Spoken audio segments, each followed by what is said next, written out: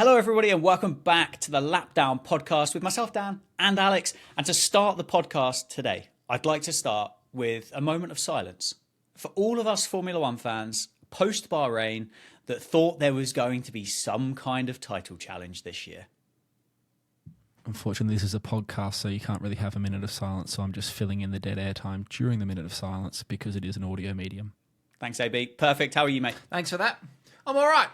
That was sort of my media training kicking in there, that you can't have dead air on a podcast or radio. No, so good. I was sort of filling the Smashed gap it. in for you.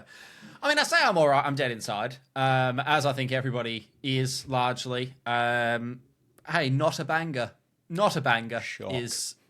That's the summary. And as you say, there were hopes that maybe a banger, something, you never know.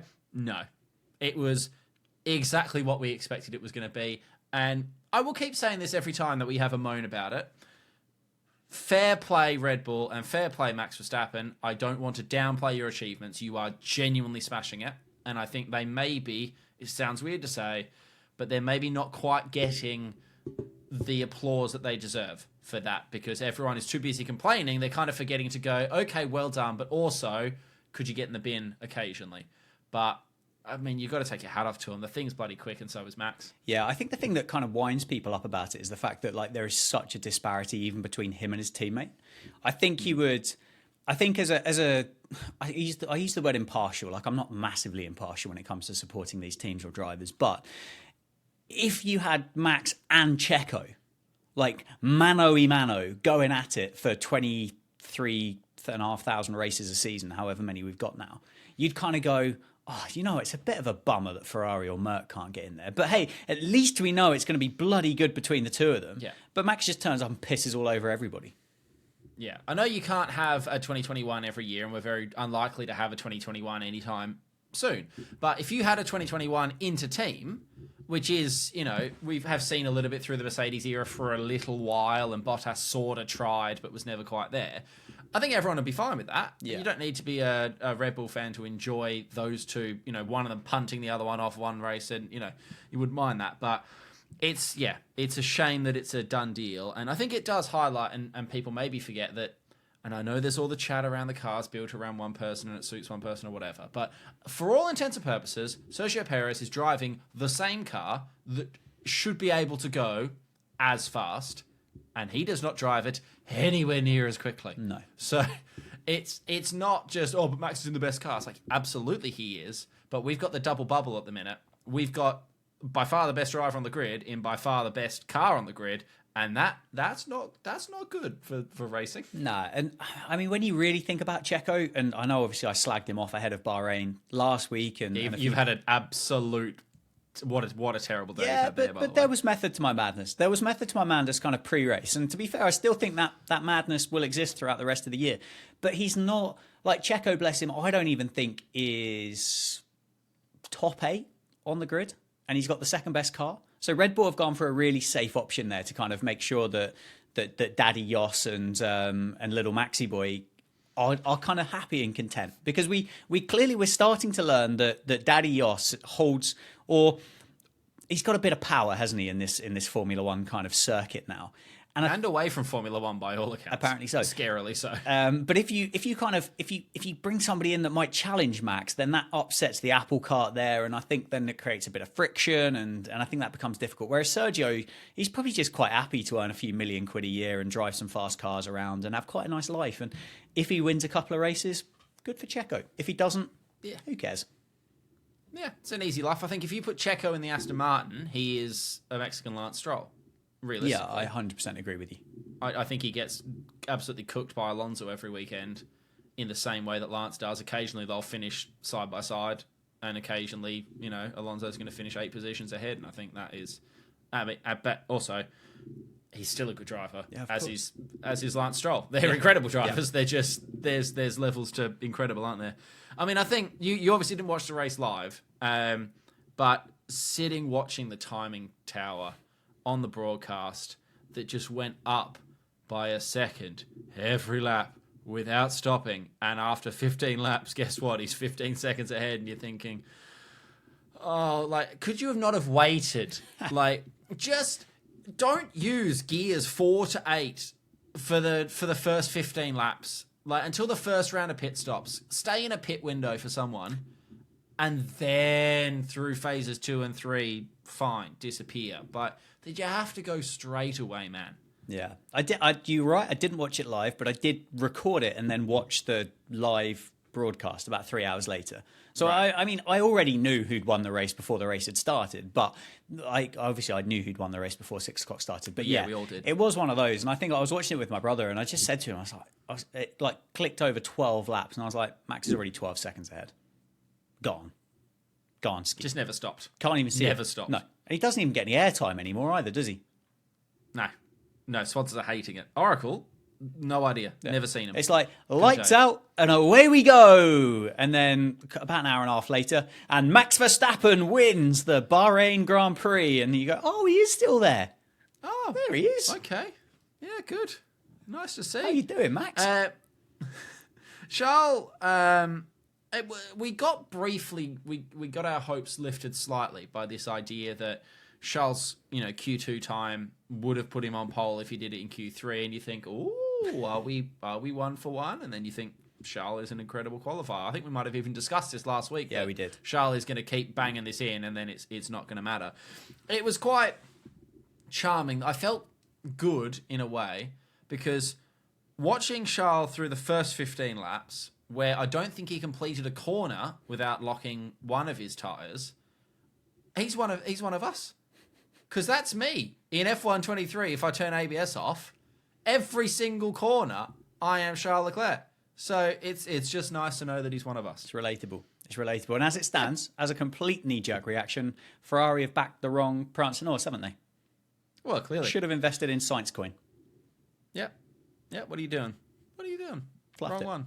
Fluffed it, lads. Wrong one. All right, but quite happy for Carlos, by the way. That's nice for him to have sort of been like, Yeah. Must have been a very grinny helmet, that one, I think, the whole just way round. Toto. Right? Toto. Call me. See this? Call See me. what's going on here. Call me Toto. Toto. Or maybe Christian. Yeah. I mean, who knows? Yeah, who knows? Slightly unusual situation at the end there with the RB boys, my boy Danny Rick and Mr. Sonoda. Lads, we're on the same team. You're fighting for 14th. Let's take a step back here. I don't know if you're not necessarily tuned into social stuff, people might not have seen, but obviously you keep unhappy with the team orders of swapping it round. People need to remember, and I'm speaking to you, Twitter, Danny Rick did not ask to be swapped around. Danny Rick was not going, I'm so much faster than him, why is he in the way, get him out of the way. The team, by all reports, had discussed this eventuality beforehand, and it obviously made sense on the pit wall to do it. But they asked him to swap. Yuki was not enamoured at the idea of swapping at the time, waited a couple of laps, which ultimately probably ruined whatever was brewing. And then at the end of the race, decided to send the dive bomb to end all dive bombs into turn 1 up the inside of his own teammate, and then essentially try and like Mario Kart bash into him as they go down that little straight. And you think, what are you doing, man? Yeah. It's it wasn't a good look. I don't really like the team orders and swapping people around. I understand how strategy works. When you're fluffing around for 13th place, it becomes even more pointless. Whether they really thought they had a legitimate chance of Ricciardo kind of catching up those 3 cars to pick up 10th place, I don't know. I'd struggle to believe that that's true, that they genuinely thought they could. In an ideal world, and it will never happen, just let the buggers race. Just let them get on with it. Like, take the rough when it goes wrong, and at least let's have some fun during the season, and not just kind of go, oh, can we just swap you around and see what might happen? And I mean, who cares? Does Yuki really give a shit the fact he didn't finish 13th? Does Danny Ricciardo actually care that he didn't finish 14th? I don't think so. It's a weird one. I don't like it. Yeah, and I mean, coming back, it's another episode of Sports Media Alex Chat, but my word, the media training on Mr. Ricciardo, the hours that he has been spoken to by comms managers, all paid off in that one F1 TV interview because my man was flawless. You could see him essentially pushing the anger out of his own feet. The bloke was dancing left and right, trying to push the words he fancied saying into the floor while catching himself over and over again. It's not his most fluent sentence, because you could tell he just kept drafting sentences in the back of his head, and then they'd get here and he'd go, "No, Daniel, try again." And then he'd have another go, "No, Daniel, try again." It's fine. I'm sure we'll talk about it. And that's the sentence that comes out in the end. But yeah, I mean, it will be interesting to see how that goes, because what you've got there is quite a large power imbalance in terms of personality. Because Yuki runs so hot at all times. It doesn't matter. He is fiery. And then you've got Danny Rick, who, okay, we don't quite know for sure how he is away from cameras or whatever, but he's like the Minister for Fun or something for Optus in Australia, and is like appears to be the most chilled driver on the grid. And you think, you put really hot things on really cold things and they sizzle, and you pour really cold things on really hot things and they sizzle, and like this could get a bit sizzly. Yeah, I think it'll be a partnership that works. I don't think Red Bull have got aspirations for Danny Rick to be in that car for that long, and I don't think Danny Rick has aspirations to be in that car for that long either. So I don't really think he cares. But circling back, don't swap your drivers around for 13th place. Like, it's just stupid. Just don't worry about it. Just figure it out in Jeddah next week, or in Turkey when Suleiman adds that back to the calendar, or whatever's going on. Just do something later and let them race. And if they crash, they crash. Yep, I think that about sums it up. I'd just like to give myself a small pat on the back, because my blue flags, I could not have started better. No, well done to you. Because I wanted to just say Alpine, and you said no and maybe pick a driver, and in that 50-50 coin flip, it could have been either of them, and I still would have claimed victory, to be honest. Yes. But Gasly finished lower, Gasly qualified lower, Gasly was angrier, so I think it's tick, tick, tick. Yeah, well done you. Honking. Well done you. Absolutely honking, Yeah. all of them. And as a result, nobody has a job at Alpine anymore. So if anybody everyone's is been interested in working in Formula One, send your CVs to alpine.com/job interviews. And I'm sure you'll probably get some kind of gig of chief aerodynamicist or technical director or anything like that. I don't really think it matters what experience you've had, to be honest with you, based on what they've done over the winter. So if you're currently driving a milk float through the early hours of the morning and you're listening to this and you think, don't fancy doing this anymore, fancy working in a nice aerodynamic office with a wind tunnel or something, just apply. I'm sure you'll get it. Yeah. Have a go. I'm building a Lego McLaren at the minute, so I feel, if anything, overqualified, because I think by the time I finish my Lego McLaren, it might go faster. I've done a rear suspension array. Nice. I don't know if it's push or pull rod, because I'm going to be honest with you, I don't know what the difference is at the best of times. Wishbones But I've got one. and things. So yeah, wishbones and the springs and stuff. Nice. I spent 20 minutes looking for the first part, which is how that's going overall. Right, Saudi Arabian Grand Prix. Here it comes. They come thick and fast at this time of year, except for when they don't, because we've got two, and then we have 2 weeks off, I think. And then we have a race, and then another 2 weeks off, and then we go to Japan, I think. Something like that. Yeah. It's Saturday again, though. Yeah. It's a Saturday. Race once more. Love a Saturday. I don't mind Saudi. I'm going to run every week when we go through and we do a race preview. I'm going to give my opinions on the track, and they are based purely on how good I am at driving them on the F1 game and how I find them in that. You know the line that changes from green to yellow to red to green again. You know that doesn't exist in real Formula One worlds. Mm-hmm. So just maybe don't completely rank all these circuits on your ability to put around on F1 23. No, I think that's... I don't know what other metric I've got available. Okay, fine. Crack on. So that is my metric, and I don't mind it. Should we jump straight into our blue flags for the weekend? Sure. Would you like... Oh, look, I'm gonna jump in here, because I've mentioned him once already. Pierre Gasly. It's not Pierre Gasly. I'm going to have a week off from the Alpines, because I feel like it's cheating otherwise. Yeah. If you pick the Alpines every week, okay, they're not going to get any better. So no. I think I'll mix it up. I'm going, and this is based on the race pace that I saw from that team and his performance compared to his teammate. I'm sorry, Lance, but I think you're having a bit of a poor weekend in Jeddah. I think you were off from Fernando, and I think Fernando overdrove the car in quali to get it where it was, and that probably gave everyone a little bit of a false dawn. Yeah, but didn't look very racy, and neither did Lance. So I just think Aston might do their thing again, where they just casually drive backwards and just seem to to drop backwards through the field. But yeah, there you go. Yeah. Lance, you're struggling. I can see him parking it backwards into a wall. I can see that happening, and I think, and this is where I'm going for my blue flag. See, I think the pressure's on. I think the chips are down now. I think Carlos has outperformed Charles, and I think Charles now he's already thinking I'm 2 races behind Max. Because I mean, in reality, Max probably should have been given 40 points for Bahrain. And I think Friday quali, I can see Charles just clipping a little wall, just breaking a front right suspension.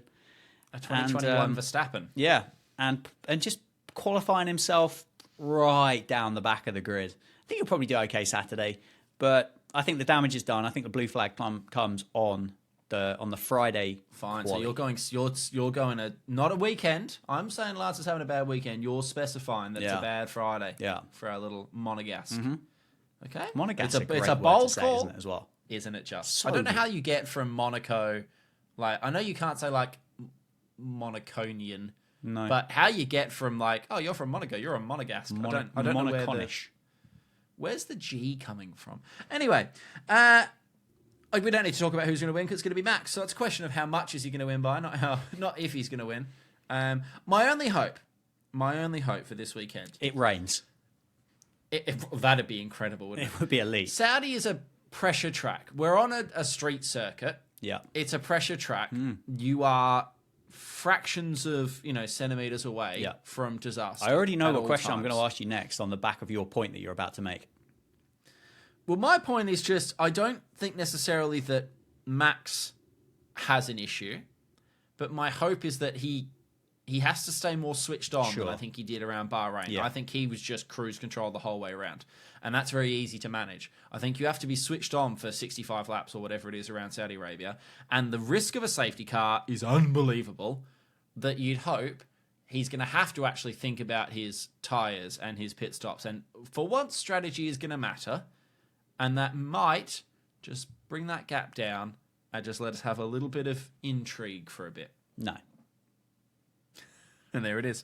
I can see the safety car thing because that's a complete kind of anomaly that he has no control over whatsoever. I don't see at the point after 10 laps that he's 11 seconds clear of whoever it might be, like doddering around in second place like a granny on their battery-powered like mobility scooter. There's no pressure. Doesn't matter anymore. And as you said, and this is with all due respect to you, AB, with your Formula 123 on Xbox or PC abilities, at the point that you can posture around on it, okay, I think Max has probably got the capabilities to posture around at 80% and still lap quicker than everybody else on the field. Never said I could potter around it. There's nothing wrong with a little bump into a wall. A little flashback never hurt Damage anyone. off. That's all I'm going to say is a little flashback never hurt anyone. I don't know if you've got any other points about Saudi Arabia. I've got 2 teams that I'd just like to see just a little more from this weekend than last weekend. Obviously, my Papaya boys, it was fine, but I just felt they were a little bit nowhere in the race. They didn't really feel like they were ever pushing up and fighting anyone. They didn't really look like they were at threat from behind. So while it's nice that Bahrain is a track that they shouldn't have been good at and historically haven't been, I don't think they scored points there the last 2 years before this. I would like to see them maybe, if they can challenge a bit more the Mercs and the Ferraris this weekend, that bodes well for our Forget That Max is Racing championship through the year. Yeah, which Carlos is doing really well. Like, Checo's winning, isn't he, right now? Yeah, Checo's up there. And then what have you got, RB? You got our hopes up with Danny Rick in that FP session, and then quali was a bit, okay, maybe you're not as quick as we thought. And then the race, it was like, okay, yeah, you're not as quick as we thought. But please, just get another team in that midfield battle for me. Get another team in there. I think they are where they are. I don't think we're going to see... I think throughout the course of the year, I think we're going to see the odd rogue lap get thrown in. But again, I don't know how much of that is to do with like pure brilliance from that team and that driver at that moment, or whether it's a case of, we were running like 120% fuel this lap, and we were we were trying to work out airflows and this, that, and the other, so we didn't really worry about it. And Max didn't even bother going out. So I can kind of see that where that kind of popped up for Danny Rick during Bahrain. I think Haas looked okay with their race pace. Surprisingly. But again, I don't see them being much better than where they were. They'll get the odd points finish, of course they will. But I think Merck and McLaren need to do a little bit of something to get up there with Ferrari, because I think Ferrari, albeit with Charles' issues, were considerably quicker than those two teams. George obviously managed to get himself to second, didn't he, and just kind of slowly fell backwards to fifth place.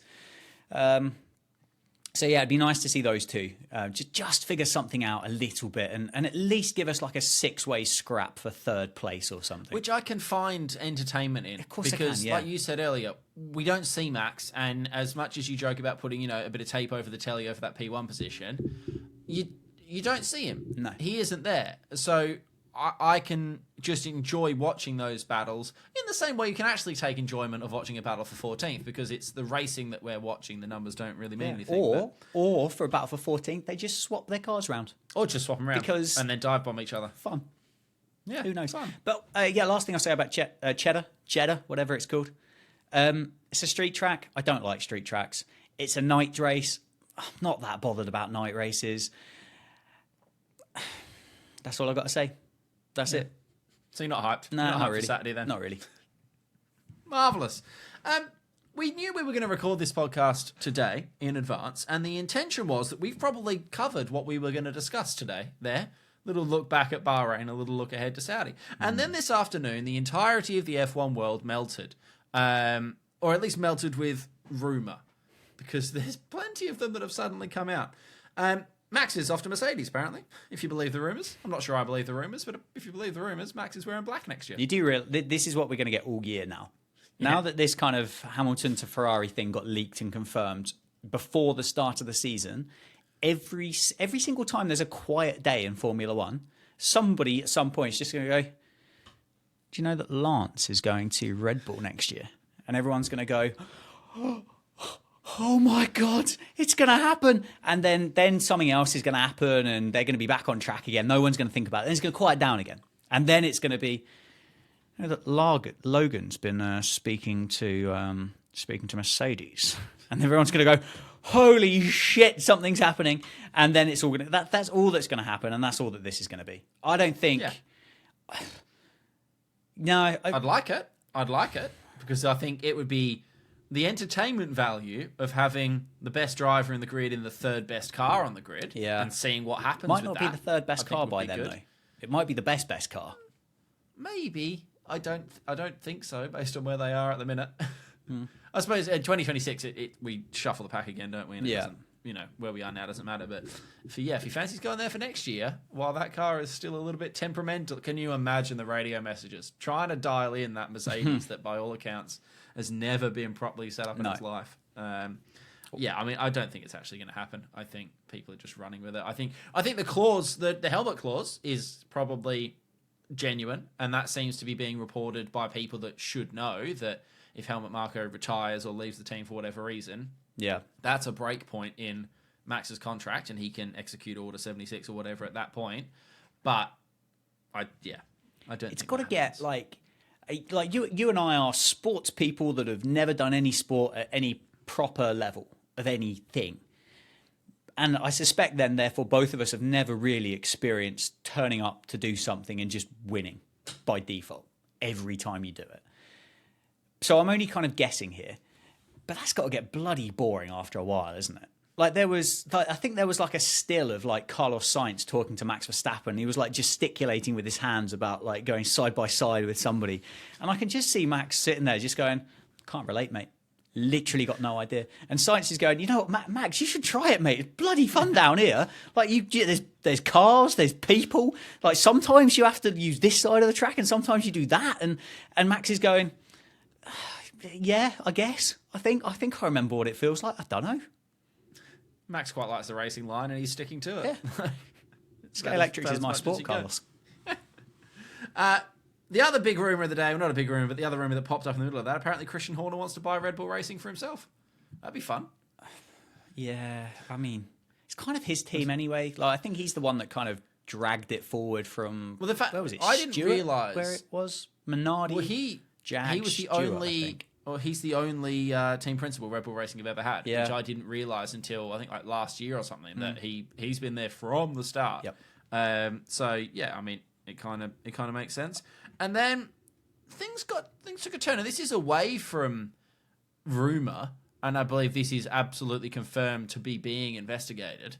But Jos Verstappen old mate Prezi is a massive, massive chode. Wasn't that one? No. It wasn't that one. It doesn't need any investigation either, to be fair. The old Ben Suleiman, or Suliam, he's just getting involved in the races now, and is under investigation by the FIA's Compliance and Ethics Committee, because apparently last year and this was Saudi Arabia last year, so we've come around full circle. We've come around 12 months. He called, and wait for this name, bear with me.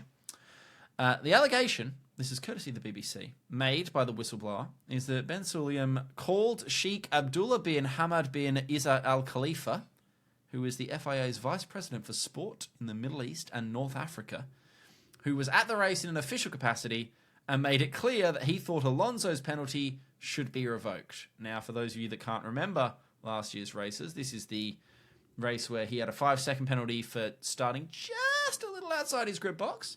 And then when he served that penalty, the rear jack man primed the rear jack, I guess you'd say, which was deemed to be working on the car. 10-second penalty. And then that cost him a podium. And then after the race, it was deemed to not be working on the car. So he got his podium back. And now it seems like he got his podium back because Muhammad went, I like that, Alonso. You dare. It's not ideal, is it? It's not a great look on Formula One, is it? But, I mean, Abu Dhabi 2021 happened, so... It's not going to help those corners of the internet, is it? Well, they're going to stick to this, it's I odd. think. It baffles me somewhat that's kind of... Like a 5-second penalty is something that they're kind of getting a bit kind of, oh my goodness, something bad's happened here. Formula One has been full of corruption ever since it started. Like, it is about as bent as a £9 note. It's not a surprise that somebody somewhere along the lines has gone, oh, do you mind just kind of figuring this out? We had Nelson Piquet park his car in a wall on purpose for the benefit of the team and Flavio Briatore. So there was one thing. There was Spygate, where I think Stepney went from McLaren to Ferrari, and then Ferrari realised there were some kind of discrepancies going on and actually had been leaking or stealing information back to McLaren. There was times where, obviously there was Felipe Fernando is faster than you when Team Orders was banned, so that kind of happened as well. Like it's a dodgy old sport anyway. It's not a shock. It's not right. Don't do it. But I'm hardly aghast at this breaking news from the BBC, which is clearly what we all pay our TV license for. At least in the other examples, it's been a team trying to do something a bit jammy to push their own team forward. It's maybe almost slightly worse when you've got the head of the governing body for the sport directly influencing results. Which I know at the end of the day, it probably didn't make a grand difference, but was it Aston Martin that was fighting Mercedes for that position in the constructors at the end there? Was that Aston Martin that were in the mix for a bit? I think they were for a while, weren't they? And they fell off. They fell off pretty quick, They fell didn't off they? quite hard. But the point difference between third and fourth is quite strong. That there's financial implications and all of that, and you probably don't want your prez just getting involved, being like, going to ask you to overturn that. It's not what you need. It's not what you need. And that's us, I think. I think that's us for episode 5. Thank you to everybody that's tuned in so far. If anybody's got any hot takes, opinions, or wants to start any nasty rumours with us, maybe we start becoming the whistleblowers, and the sources I've got one. of a lot of these news. Here we go. I've got one. And whilst we spoke about Jos Verstappen during the podcast, and we spoke about Jos before we started recording, and as I said to you, I don't know whether for yourself and other kind of DTS Formula One fans, other than being Max's dad and obviously being an ex-Formula One driver, I don't think people realise just how shit Jos Verstappen actually was behind a Formula One car. And I vividly remember watching his career throughout my kind of childhood. And he raced for all of the top teams. And he did race for Benetton for a while, to be fair. But he had 106 race starts in his career. And he mustered 17 points. Now, it was harder back then to get points. You only got 10 for winning 6, 4, 3, 2, 1 in the top 6. You didn't get kind of points for finishing 18th. And you didn't get like 130 points for winning the Bahrain Grand Prix. But somewhere along the lines here, Michael Schumacher and Jos Verstappen have somehow like swapped children because with the success that Max has had, it makes only perfect sense that Michael is Max's father and Jos is Mick's father. Now, Michael, I think, if I remember rightly, was quite partial to stealing somebody else's girlfriend at the time. I think it was Heinz-Harald Frenzen's girlfriend that he kind of took a liking to and ended up marrying. Where was Drive to Survive on that? Yeah, exactly. Hello. Exactly. That's an episode. Precisely. So it only makes logical sense to me that Max is therefore Michael Schumacher's son. You heard it here first. You heard it here first. Maybe. I think there's as much truth in it as Max going to Mercedes, but you heard it here first. Right, team, thank you so much for listening. Dan's off to America now. Yeah. So I don't know how much of the Saudi Arabian Grand Prix you'll manage to see this weekend. No idea. I don't know what a Saturday afternoon race translates to in the NYC. Yeah, I'm not sure, to be honest with you. However, I will be in New York. Well, not in New York. I'll be in New Jersey. So what I will be able to do is kind of experience what might end up being the New York Grand Prix that's actually not in New York but is in New Jersey. I might walk on some of those streets. Start scouting it. I will do. Start scouting it. We'll get Stefano on the phone. Yeah, I'll report back on curbs. Yeah, sounds good. Sounds good. Drain covers. As ever, go and follow us on LapdownPod on X, Insta, and TikTok. You can send us an email, lapdownpod@gmail.com, if you've got any thoughts or anything like that. And hey, here's an idea. If you've enjoyed any part of today's pod, you should rate us 5 stars, and you should also send this pod to a friend. Hey, if we all did that, look at this little community that we're going to develop. And if you didn't enjoy this pod, rate it 5 stars and send it to a friend for them to listen to see if they enjoyed it. All of the options are available.